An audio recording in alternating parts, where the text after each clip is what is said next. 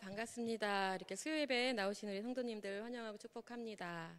오늘은요, 제목이요, 우리가 지켜야 할 아름다운 것들이라는 제목을 가지고 나눠보려고 하는데요. 이제 몇 주 전에 이제 디모데 후서를 묵상했었죠.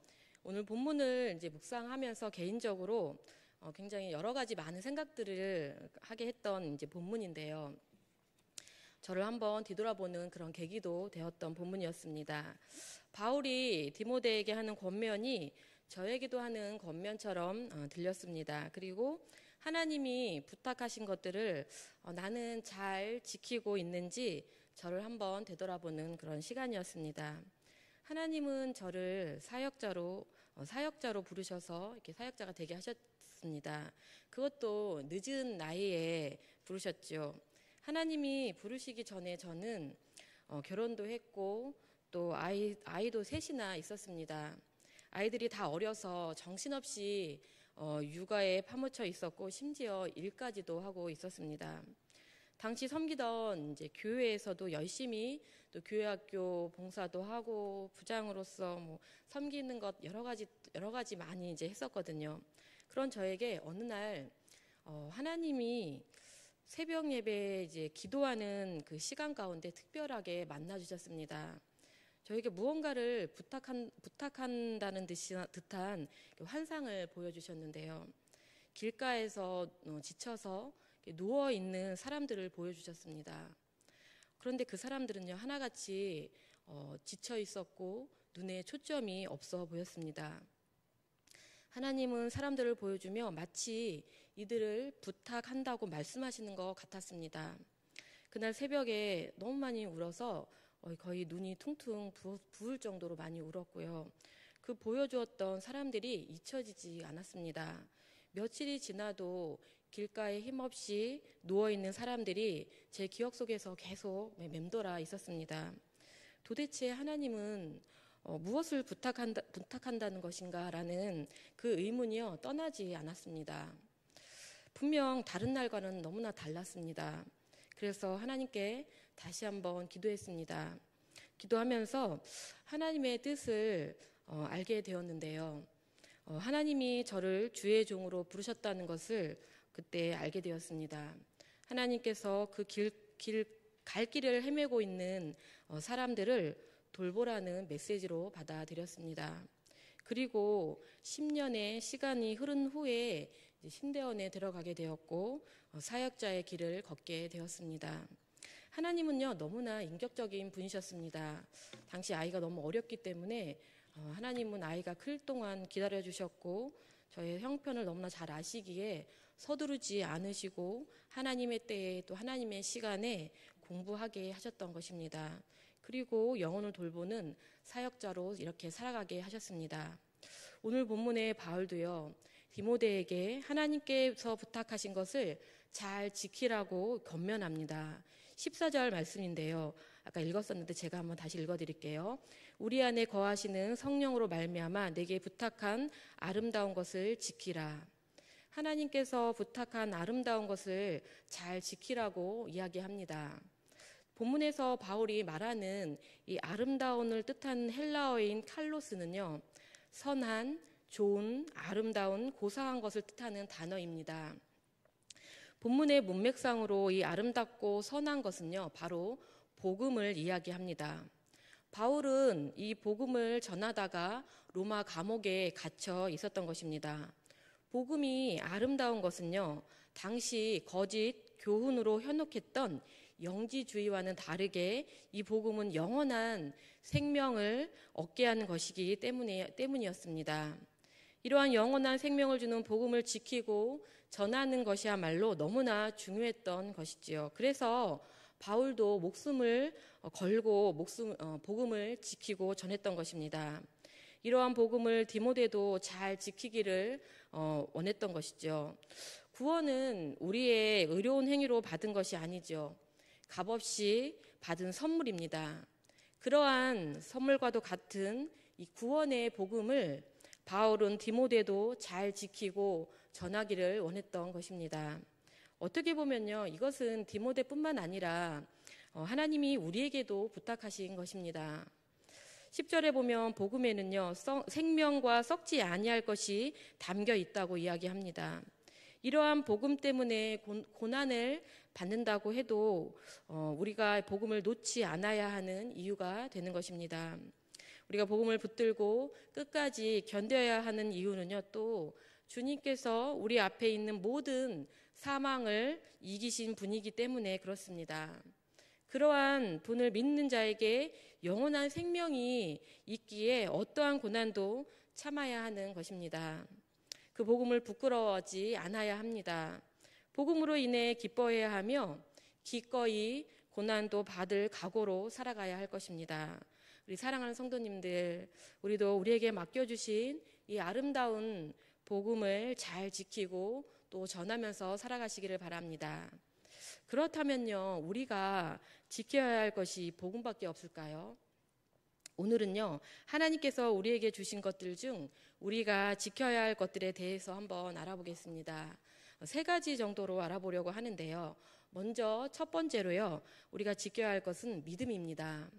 우리는 하나님이 주신 아름다운 믿음을 지키면서 살아가야 합니다. 죄로 죽을 수밖에 없는 우리를 그리스도를 믿는 믿음으로 구원하여 주시고 또 하나님의 자녀가 되게 하셨기 때문입니다. 하나님의 계획은요, 굉장히 놀랍습니다. 저는 제가 영화부 사역을 하면서 많이 느끼는 부분인데요. 구원은 우리에게 달려있는 것이 아니죠. 우리가 전도도 하고 복음을 전하지만 우리에게 달려있는 것이 아니라 하나님께 달려있는 것이죠. 이것을 영화부 사역을 하면서 많이 느끼게 됩니다.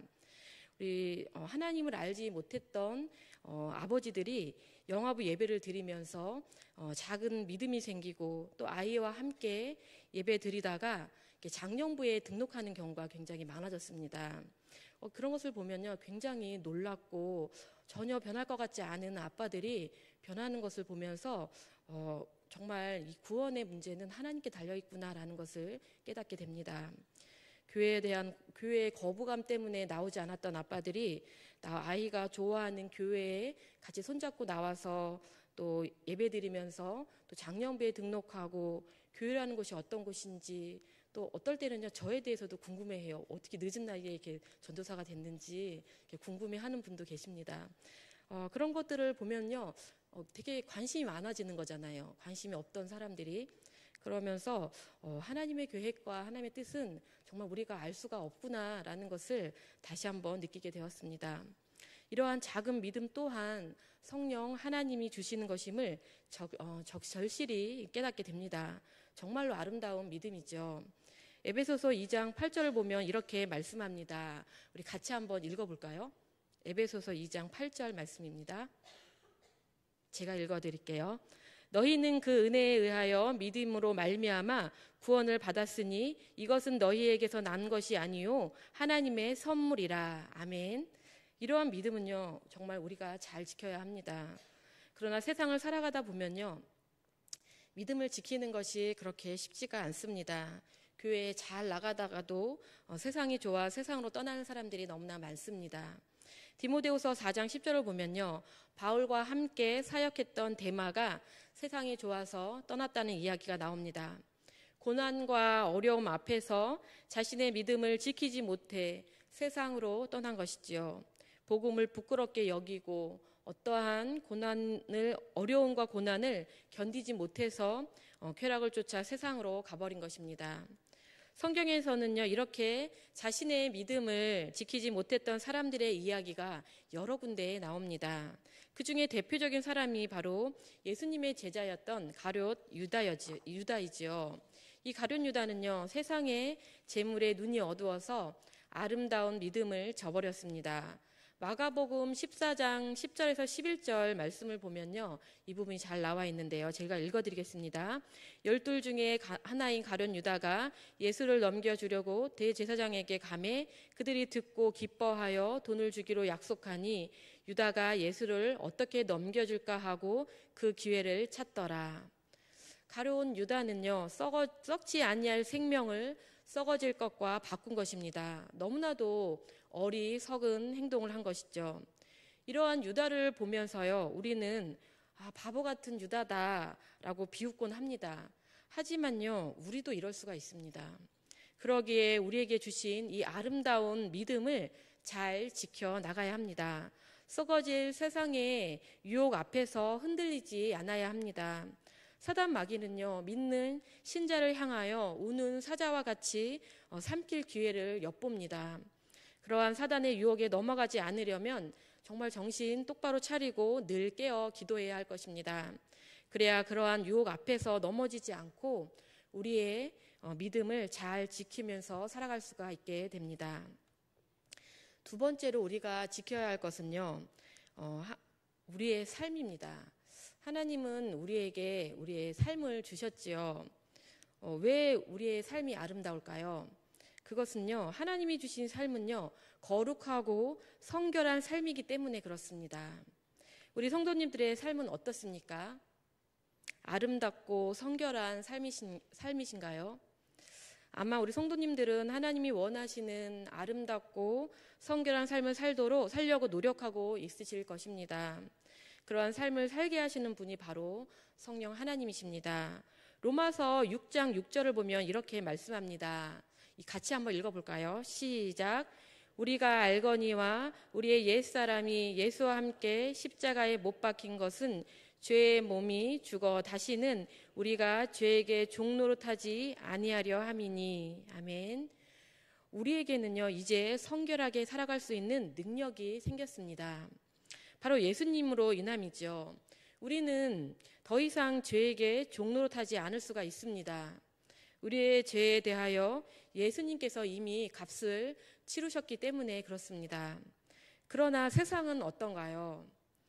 이러한 사실도 모른 채 온갖 음행, 탐욕, 속임, 다툼으로 더럽혀져 있습니다. 하나님이 주신 아름다운 삶을 제대로 지키지 못하고 있는 것이지요. 요즘 우리 나라를 보면 참 마음이 아프지요. 자신의 욕심과 권력을 유지하려고 또 차지하려고 무슨 일이 일어났는지 요 며칠 뉴스를 보면요, 아마 너무나 가슴이 아프고 저뿐 아니라 우리 성도님들도 너무나 충격을 받으셨을 것입니다. 인간의 악함과 이기적인 모습에 참담함이 느껴지는 시간들이었을 것입니다. 하나님이 주신 이 아름다운 삶을 세상 사람들은요, 제대로 지키지 못하고 이렇게 살아가고 있는 것입니다. 그렇다면 우리 믿는 신자는 어떠한가요? 자신을 한번 살펴볼 필요가 있습니다. 세상 사람들과는 다르게 하나님의 자녀로서 구별되게 거룩하게 살아가려고 애쓰고 계신가요? 아니면 세상 사람들과 같은 모습으로 살아가고 있지는 않은지요? 우리는 하나님이 주신 이 아름다운 삶을 잘 지키며 살고 있는지 수시로 살피며 이러한 질문 앞에 자신을 돌아보아야 합니다. 갈라디아서 5장 19절부터 21절까지에서는 육체의 정욕을 따라 사는 삶을 살다가는 하나님 나라의 유업을 받지 못한다고 이야기합니다. 우리는 옛 습관을 따라 살지 않도록 노력해야 합니다. 성령 하나님이 주시는 선함과 정직함을 따라서 살아가야 합니다. 그래서 우리에게 주신 이 아름다운 삶을 잘 살아내야 합니다. 그렇다면 아름다운 삶을 산다는 것이 무엇일까요? 어떠한 삶이 아름다운 삶일까요? 단순히 거룩하게 살아가는 것이 다는 아닙니다. 바로 성령의 열매를 맺으며 사는 것이 아름다운 삶입니다. 갈라디아서 5장 22절, 23절에 이 부분이 잘 나와 있는데요. 우리 같이 한번 읽어보겠습니다. 시작. 오직 성령의 열매는 사랑과 희락과 화평과 오래 참음과 자비와 양선과 충성과 온유와 절제니 이 같은 것을 금지할 법이 없느니라. 아멘. 성령 하나님이 우리와 함께 하시면 이러한 열매를 맺으면서 살아갈 수가 있게 되는 것입니다. 이러한 열매들로 우리의 삶을 점검해 볼 필요가 있습니다. 우리의 이러한 열매를 맺지 못하고 살아간다면 자신의 삶을 잘 지키고 있다고 볼 수가 없겠지요. 우리 사랑하는 성도님들, 우리의 삶을 점검해 보시면서 하나님이 우리에게 맡겨주신 아름다운 삶을 잘 지켜 사시기를 소망합니다. 마지막 세 번째로 우리에게 맡겨주신 아름다운 것은요, 바로 사명입니다. 우리는 우리에게 맡겨주신 사명을 잘 지켜야 합니다. 분명 우리 성도님들을 각자에게 하나님께서 맡겨주신 이 사명이 있으실 것입니다. 에베소서 4장 11절을 한번 같이 읽어볼게요. 시작. 그가 어떤 사람은 사도로, 어떤 사람은 선지자로, 어떤 사람은 복음을 전하는 자로, 어떤 사람은 목사와 교사로 삼으셨으니. 아멘. 여러 가지 직분을 소개하는데요. 성도는 교회 안에서 여러 가지 봉사의 일을 하게 됩니다. 각자가 가지고 있는 달란트에 맞게 여러 가지 일들을 하게 되는데요. 이러한 교회 안에서의 봉사의 일은요, 성도를 온전하게 함으로써 결국 그리스도의 몸을 바로 세우기 위한 것입니다. 에베소서 4장 12절을 보면요, 이 부분이 잘 나와 있는데요. 같이 읽어볼게요. 시작. 이는 성도를 온전하게 하여 봉사의 일을 하게 하며 그리스도의 몸을 세우려 하심이라. 아멘. 믿는 신자는 하나님이 주시는 사명으로 온전하게 됩니다. 온전하게 된다는 것은 하나님이 만든 피조물로서 있어야 할 자리에 있다는 이야기입니다. 우리 믿는 신자는 그냥 이 땅에서 아무런 의미 없이 살아가는 존재가 아닙니다. 우리의 존재의 이유가 분명히 있지요. 제가 또 제 얘기를 조금 하려고 합니다. 저는 20대 중반에 하나님을 만났습니다. 모태신앙이 아니에요. 그전에는 제가 왜 살아가야 하는지 정말 모르면서 너무나 방황을 많이 했습니다. 어린 시절의 상처 때문이기도 하지만 그 이전에 도대체 내가 왜 이 땅에 태어났을까? 분명히 내가 할 일이 있을 것 같은데 하는 의문이요, 계속 들었습니다. 이것은요, 남편을 만나서 결혼을 했어도요, 계속 이 의문이 끝나지 않았습니다. 그런데 하나님을 만나고 인격적으로 만난 후에야 비로소 이 부분이 해결이 됐습니다. 내가 왜 존재해야 되는지를 알게 된 것입니다. 그동안 방황하고 내 안에 끊이지 않았던 그 질문의 답을 찾은 것입니다. 하나님께서 나를 이 땅에 존재했다는 그 사실을 알았고 또 내가 해야 할 일이 있구나라는 이 확실한 답을 찾은 것이죠. 그래서 그때부터 고민하지 않고요, 열심히 신앙생활을 했고 또 교회 봉사도 즐거운 마음으로 했습니다. 하나님이 만든 피조물로서 이제는 어떠한 자리에 있어야 하는지를 알게 되었던 것입니다. 그렇다고 믿음 생활하면서 어려움이 없었던 것은 아니에요. 많은 어려움과 고난이 있어도 이겨낼 힘이 생겼던 것입니다. 하나님은 믿는 신자들이 하나님의 일을 하면서 살기를 원하십니다. 그러한 일에는요, 쉬운 일도 있고 어려운 일도 있겠지요. 그렇지만 하나님이 보시기에는요, 다 아름다운 일입니다. 다시 말하면요, 우리가 교회의 몸을 세우려고 하는 여러 가지 일들이 하나님 보시기에 다 아름답게 보인다는 이야기입니다. 우리 믿는 신자는 이러한 하나님이 맡겨주신 일에 대하여 기쁨으로 해야 합니다. 그런데 교회에서 하는 일들을요, 귀찮게 여기시는 분들이 간혹 있습니다. 굳이 왜 나 그냥 예배만 드리면 될 것 같은데 하고 이렇게 생각하시는 분들이 간혹 있습니다. 그러나 이러한 생각을 하시는 분들은요, 교회가 어떠한 곳인가를 잘 몰라서 하는 이야기입니다. 교회는 그리스도 안에서 지체를 이루는 각 성도들이 연결되어서 만들어 가게 되죠. 그런데 이렇게 되어지려면요, 성도 각자가 온전해야 한다고 에베소서는 말하고 있는데요. 성도 한 사람 한 사람이 온전하여지지 않으면 교회가 온전히 세워질 수 없기 때문입니다. 성도를 온전하게 하는 것이 바로 교회에서 하는 봉사의 일이라는 것입니다.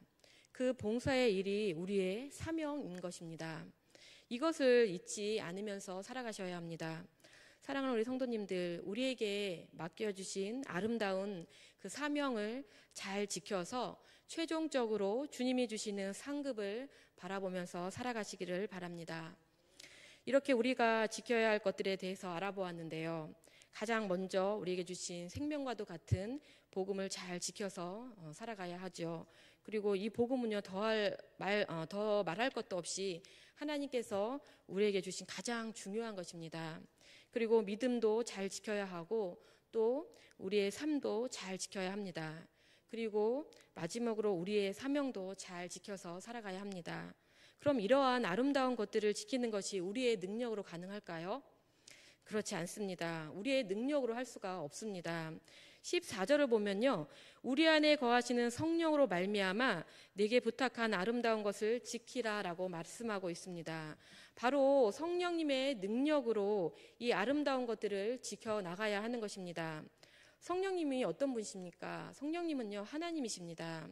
성령 하나님이 주시는 능력으로 우리가 살아가야 하며 그 성령 하나님의 도우심 없이 우리는 아무것도 할 수 없는 그 존재라는 그 인식이 먼저 있어야 합니다.